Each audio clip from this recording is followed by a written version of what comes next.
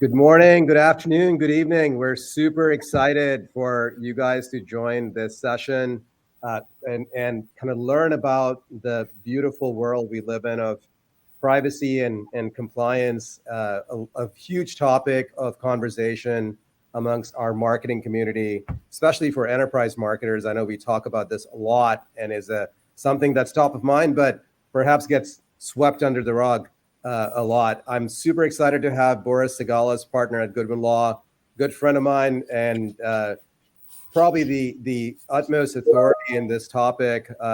We've been sort of working together for years now, and I always love having conversations with Boris because Boris sort of takes this crazy legalese and hopefully helps demystify things for us marketers about how to really put what we should be thinking about in perspective. So welcome, Boris, to the EGA session.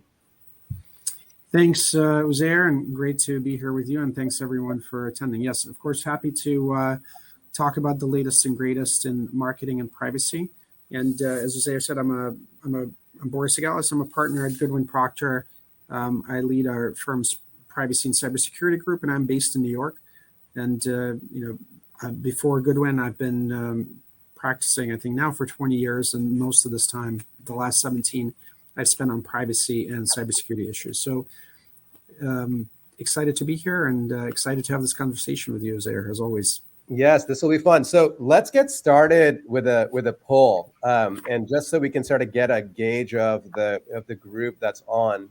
And it's always something interesting to find out about sort of how important and how confident is the audience in their organization's ability to protect customer data from unauthorized access or misuse. And so the three answers are very confident, somewhat confident, not confident, or unsure. So Boris, sort of based on just your kind of insight, what are you seeing?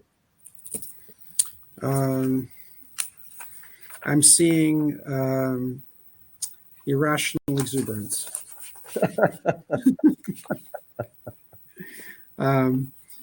I think that it depends, but usually we've worked with a range of, there you go, we work with a range of companies, and some of them, obviously we work a ton with startups, but you would be surprised that even some of the larger companies, some of the companies that are even focused on cybersecurity and public companies are not great on this topic, even though they believe they are.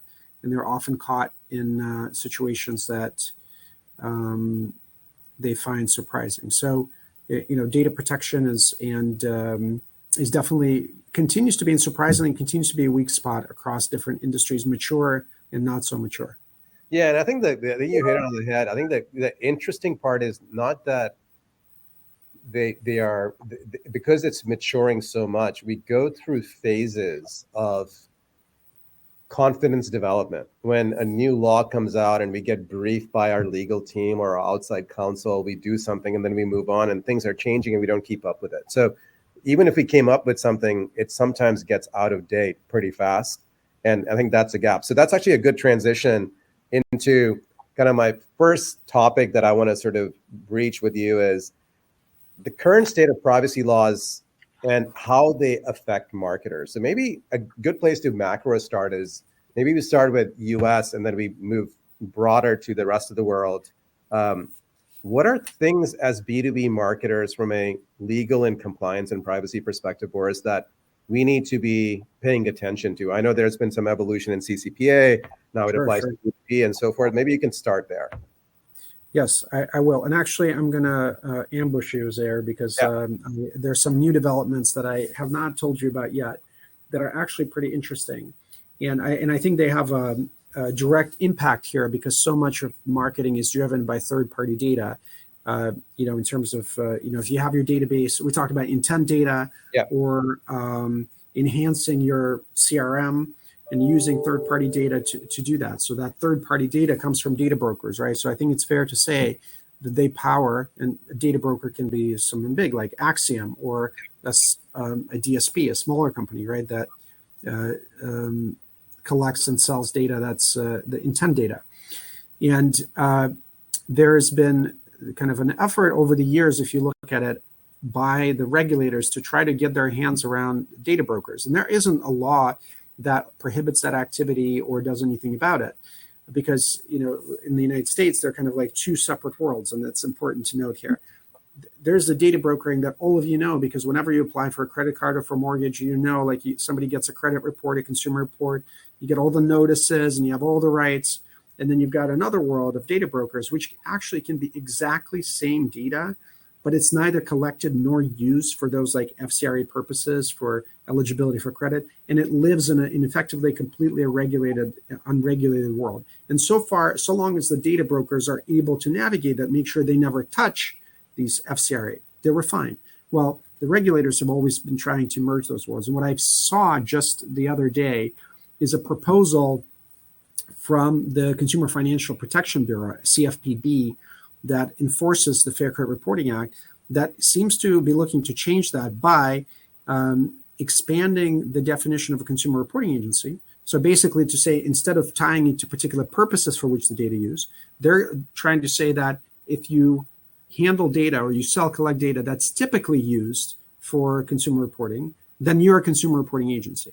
Mm-hmm. And, you know, the other piece is that if you sell data and the recipient uses it for FCRA purposes, whether you intended, didn't intend, you knew, you didn't know, doesn't matter, makes you a consumer reporting agency.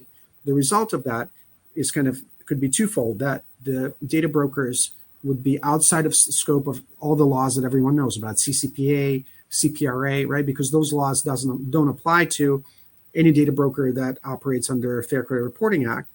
But it would make it hard for these data brokers, if it came to pass, for that information that they have to be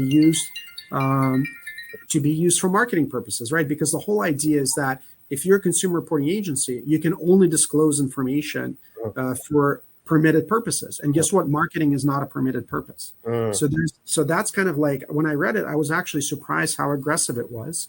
And it's interesting. And another proposal that's less aggressive is coming from California. There's a bill on the governor's desk that introduces now more structure around how data brokers, what it wants to do is bring a single mechanism that would allow an individual to completely opt out of all of the, have all the data brokers that are registered, let's say, with the state of California, which should be everyone, delete information about the individual, not sell with a single click. So kind of like, think about it, a do not call list for data brokers. Mm-hmm. Mm-hmm. I will stop nerding out on this in a second. Here's an interesting thing about data brokers. Yeah. In the latest version of the California law, when it talks about, we all know that it regulates personal information, how everybody collects it, uses whatever. But don't forget that the law was updated to say that personal information doesn't really include anything that's publicly available. And then in the CCPA version originally, it said publicly available is something that comes from the government databases, like available to the public. But in CPRA, when it was amended, it changed that to say it's really anything that's public, information that's on LinkedIn, information that you can buy from a people search engine, anything that's public, anything you can get is public. Well, guess what?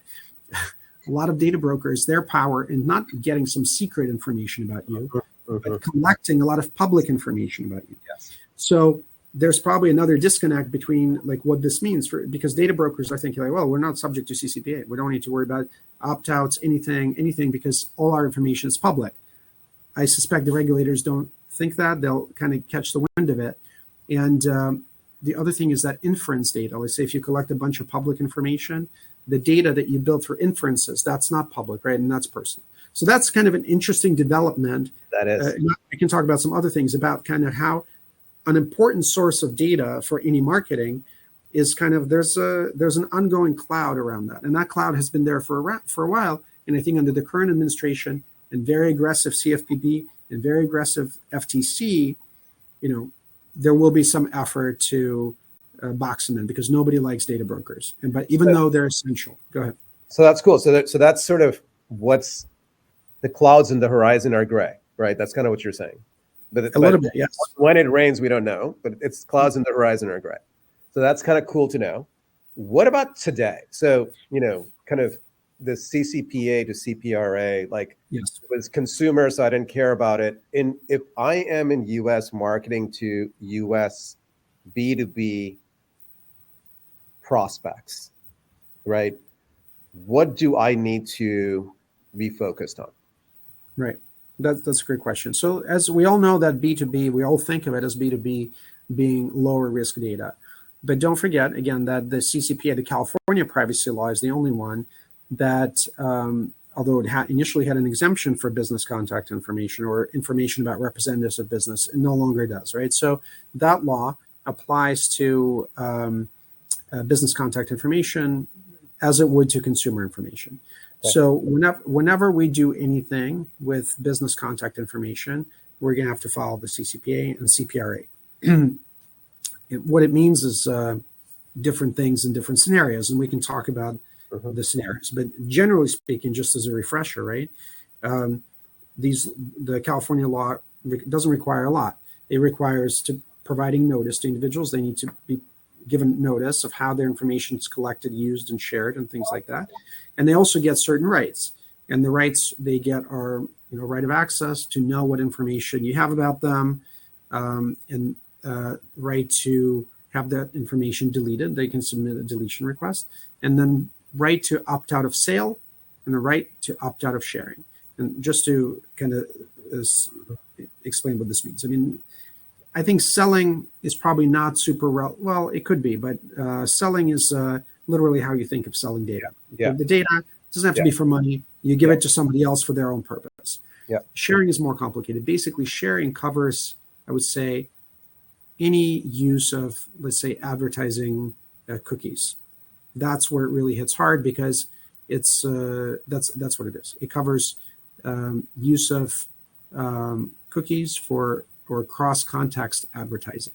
And if you think about cross-context advertising, it's let's say somebody comes to your website and you want to do retargeting, like basic retargeting, and for Iron Horse, let's say, right? So then I go to CNN and I leave your site, I go to CNN, I'm displaying an ad for Iron Horse.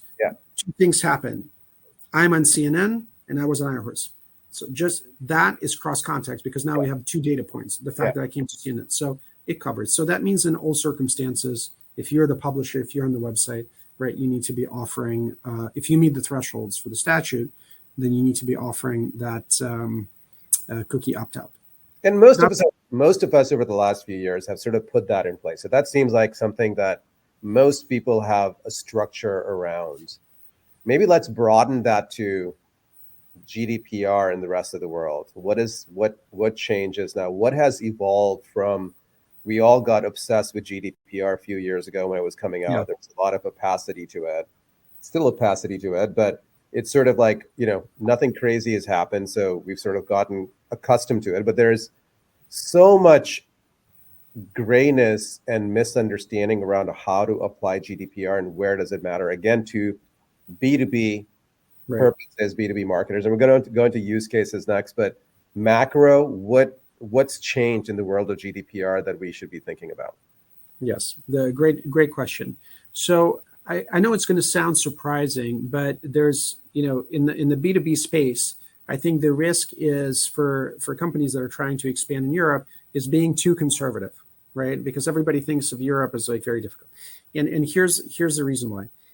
First of all, I think it's fair to say that business to business contact information that, let's say, companies use for marketing is not a high area of high priority for European regulators. It's not to say that they don't care about business contact information, but if they do, they're focused on data brokers, on I'm not going to name them, but the big ones that where you get your data, right? They're focused on them, but not on the recipients of data where you do it. The other thing is that European regulators typically focus on like hot areas, right? They don't have a lot of resources. So like right now they're focused on AI, and probably the least hot topic is focusing on business to business marketing. So that's important to know because they have their priorities. And as Zaire said, there's not a lot of fireworks in terms of fines or enforcement. So what's happening in Europe? There are two and we're going to talk about use cases, but there are two things to keep in mind in Europe. One is email marketing. Like email marketing is, well, sometimes Europeans will tell you that, oh, you can't be a data broker in Europe. Mm-hmm. That it's illegal. That's not the case. There are a lot of data brokers in Europe. They're based in Europe, and it's really on them to make sure that they're complying with their obligations, providing notices, whatever. They do exist, right? And they provide information. If you get a data from a data broker and you add somebody to your database, like in theory, you have to, when you reach out to that person for the first time, you should tell them, like, here we are, here's our privacy notice, and you can opt out. Here are your rights. You can opt out. You can tell us to remove you from your CRM. Uh-huh. Easy, right? That's something to remember. And I know Zaire has some collateral that he'll be developing. Email marketing generally. Everybody says, like, oh, I can't market an email in Europe because I need opt-in consent. Everybody's telling me I need opt-in consent. Okay. The law that governs email marketing in Europe is not the GDPR, because, well, the GDPR just says you can market on legitimate interest basis. It doesn't require consent. But the e-privacy directive requires opt-in consent. However, in most European countries, including the UK, which I know is an important market, this opt-in consent is actually interpreted as a soft opt-out. So in the use case that Uzair and I discussed, where let's say you offer something of value, you say, like, you can download this white paper, or like you can request information, submit a contact us form. Uh-huh. There you can include a statement that will say something like, you even see it in the US, I'm interested in hearing about your products and services, Uh-huh. right? And it can be a pre-checked box. Uh-huh. And I just came up with this language, Uh-huh. and it's there, it's in time, and the user can uncheck that box, in which case you won't market, email market to them. But if they don't, you can do it. So that's called a soft opt-out. It works in most countries, maybe not in Switzerland or Germany in theory. But then in our experience, what happens is that if you follow that approach, and you even do it in Germany, again, you're dealing with business-to-business contact. So you might hear from them, like once in a blue moon, you'll get a request from a business contact in Germany saying, like, why are you emailing me this illegal, this illegal? What's your exposure? 500 euro, 600 euro. So, we've definitely have seen companies that are too conservative in this space, but companies that are, for which, let's say, that are based in Europe, for which it is really essential to market to Europeans, are doing that and relying on soft opt-out. And I've practiced for a long time. I have not seen a real issue with that. Yeah, go ahead. Go ahead. No, I think that's a really good example. So let's jump in. I want to do sort of rapid fire on these use cases. I think that's the most, from macro to micro. You hit on email marketing. That's the super, super important one. We all have sort of the form-based kind of opt-ins and the whole notion of the soft opt-in versus a double opt-in. I think the use case you and I were touching base on earlier was, can I have someone say that we will only give you this asset if you check in, because it's a high value asset. And then I can have a separate thing, which is that you opt in to have us market to you. Can I stop you from moving forward if you haven't opted into kind of connecting with us or kind of checked in that box? That's kind of an interesting use case, which is today in US, we usually gate content access. Right. And content access, if you don't check it, you don't get it. Versus in EMEA, the thought is that, no, you have to allow people to get whatever you're offering without the ability to be gated. That was one of the questions that you and I were chatting about earlier. Yeah. So look, there are slightly different considerations, because in the US, you don't need opt-in for any email marketing under the law that governs can spam. Yeah. But you do get opt-in because you have these vendors like MailChimp and others that tell you, like, look, you need to have a relationship with these people before you mass email them. So you get that. Any consent in the United States doesn't need to be freely given. You can force it. Yeah. It's true in any circumstances. Yeah. In Europe, it's different. So I think that, Uzair, the question you're asking is and I don't mean this in a bad way, is the wrong question. Yeah. And I'm because you can't force people to, it's problematic in Europe because the consent has to be freely given. Yeah. So you have to have a real choice. Yeah. To force people to give consent if they're getting something of value. That's why you see newspapers in Europe, like even US newspapers, like providing content for free or without cookies, even though in the US you can do it. So, but you don't need to, in this example that you gave, you don't need to do these two things. You can just say, you can get this piece of collateral, right? And below, you just say affirmatively, like we will communicate with you about our products and services. Yeah. It's a pre-check box, and let them uncheck it. Most people won't uncheck, and off you go. Everyone has the right to opt out of future marketing emails, and that's totally. In the footer. Yeah. But that's it. So basically, it's just notice and opt out, in time opt out. You don't need opt in. And does that apply to Germany and Switzerland too? Because you called those out earlier. For those two countries, what does that mean?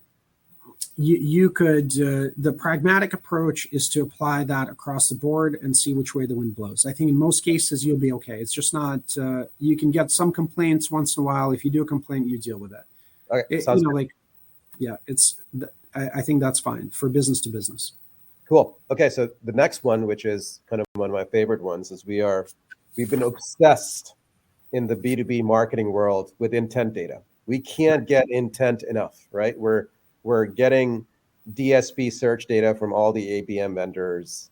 We're getting search data and contacts and leads, supposed leads, contacts information from your Zoom infos of the world and other contact providers.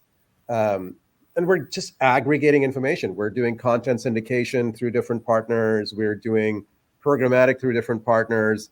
And we're amassing this, I'll call it layered intent model for companies to use based on all the engagement data that's third party and marrying that with our first party data. So supposedly the first party data is opted in, so that's mine. But I'm marrying that with third party data from different sources. What do I need to think about? How do I think about intent data in the B2B world today? Right. Good question. So I think that you kind of need to take a step back and just think about like the compliance framework of what you're going to do, because there's so many kind of permutations of what you explained. So anytime you get third-party data, and I recognize that you're not always going to have the leverage to like set your conditions, but you're getting data from a legitimate company, like you mentioned, ZoomInfo or whatever, Rocket Reach. You know they do a good job. When you get data from some DSPs, I suppose we don't know, but you look at their terms and see that they say that they have the rights to give you the data. Now, when you get that data, just make sure that you have a privacy. This is the easiest thing. Make sure you have a privacy notice that explains how you collect data, how you use it, how you share it. Yep. If you're operating globally, don't worry about CCPA or GDPR. Just make sure you have the kind of the common denominator rights that you offer to individuals. So opt out of sale, let them have their information deleted. You don't. It's on your website, and let people exercise those rights. If you can deliver notice, obviously, if you're creating a CRM, if you're appending a CRM, and whenever we talked about it in email, if you reach out to contacts in CRM, just make sure that the footer includes a reference to the privacy policy, and the privacy policy has all the rights. If you're using the data to do digital marketing, you're not going to be able. There's no place to provide notice there, so it's not relevant. But you still have it on your website. So that's Boris. Does it make a difference if I am to kind of I want to make a distinction between prospect level data and account level data, right? So prospect it's you. It may be anonymized, but it's you. Account is truly it's Bank of America or it's Wells Fargo, right? And then underpinning, I have anonymized data for roles and functions and so forth. So is there any difference in when I'm buying intent data at the account level versus at a person level? From a B2B marketing perspective, is one considered more safe, or really I'm reading too much into it?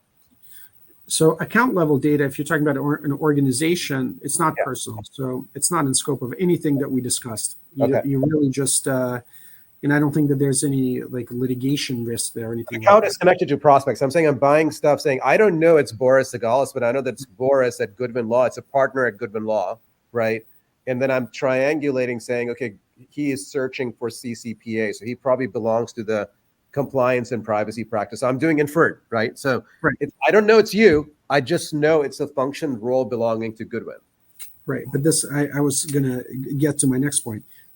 If the data is truly anonymized, right? So you don't need to worry about it. But again, it's hard to know which data is anonymized, and you just kind of raised that point, and which data is not anonymized. Because if you can display you don't know it's me. Yes. Let's say you got some data, you don't know it's me, but you're able to display an ad to me in my browser. Yeah. The information that you use to display an ad to me to a particular browser is personal.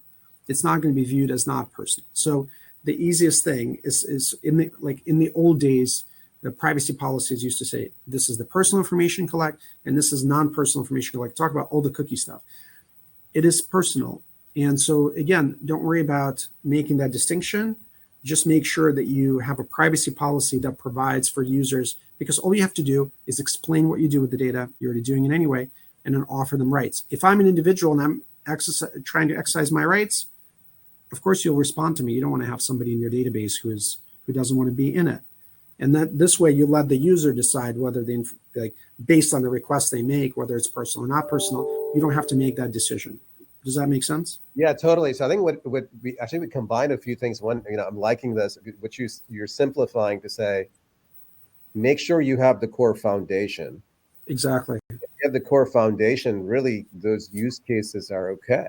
Like we're overthinking some of this stuff. It's like, I think that foundation piece is super important. And I like the distinction between account and personal, but at the same time, if I have account level data, unless I'm creating a segment, I almost always get to personal because the ads get served up to a human. Right. And so look, that bridge is always there, right?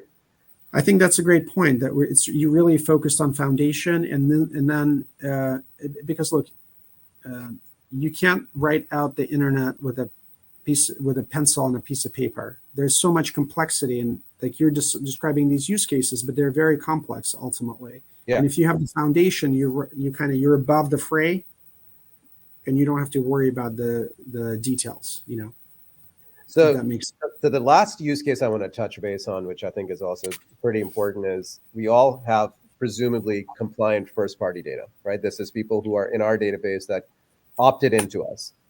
We do use that first-party data to share on, say, I'm running a Google Ads kind of programmatic campaign. So I upload my email list and target those users. Yes.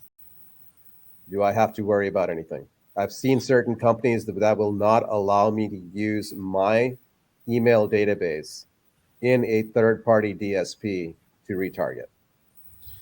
So here's the thing. Like in theory, right? If you are able to go through this, to share the list out and go through this process and display an ad to individual without anyone in this chain between you sharing the email and getting to the ad, using the resulting data for their own purposes, then you don't need to worry. Then it would be like a service provider relationship, right? And own purposes and then purposes for DSP. You're saying I am using my data for myself.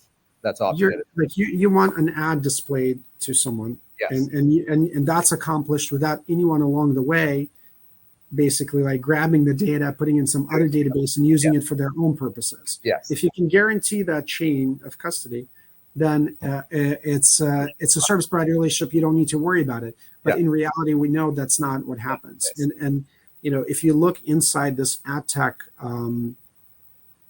kind of ecosystem, and we've had to look into it, and it's not mature, because they contract on like some outdated IAB and DA forms and stuff like that. I don't think they even know who uses information for what purposes. It's such a quagmire. So chances are when you send the data out, like through LiveRamp or whatever, like there's so many ways that data someone else is going to grab it, and they'll also use for their own purposes, add to their own database. So you go back to the foundation, and if you have the rights for individuals, and if they like opt out of sale or do something, then you're not going to use their email in that database, in that campaign.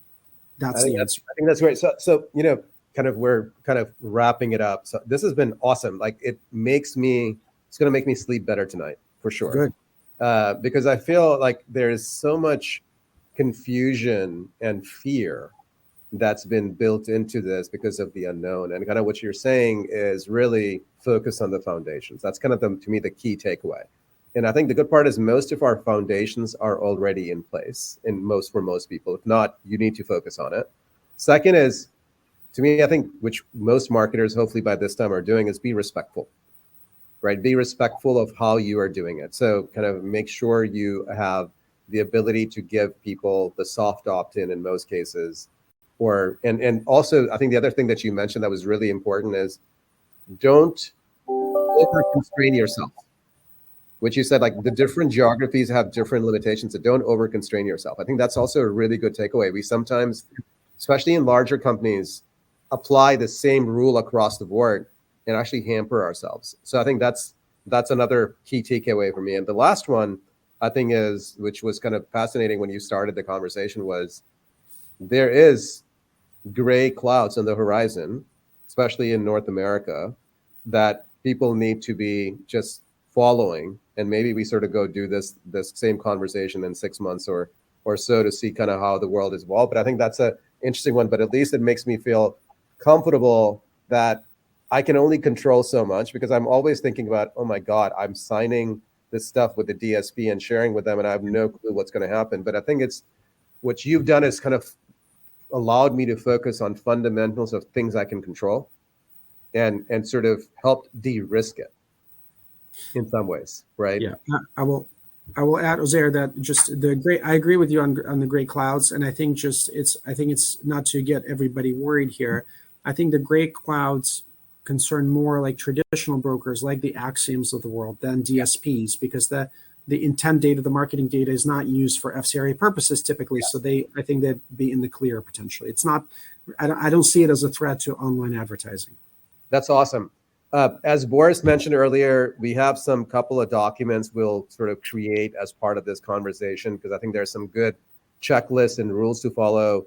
And Boris was very gracious in allowing us to sort of share some data around specific laws that people should focus on by country that will make that available. So again, Boris, really appreciate you taking the time and enlightening us and the audience today. I think this was fascinating and, as I said, sort of extremely practical in what we as marketers do day to day. So thank you for the time today.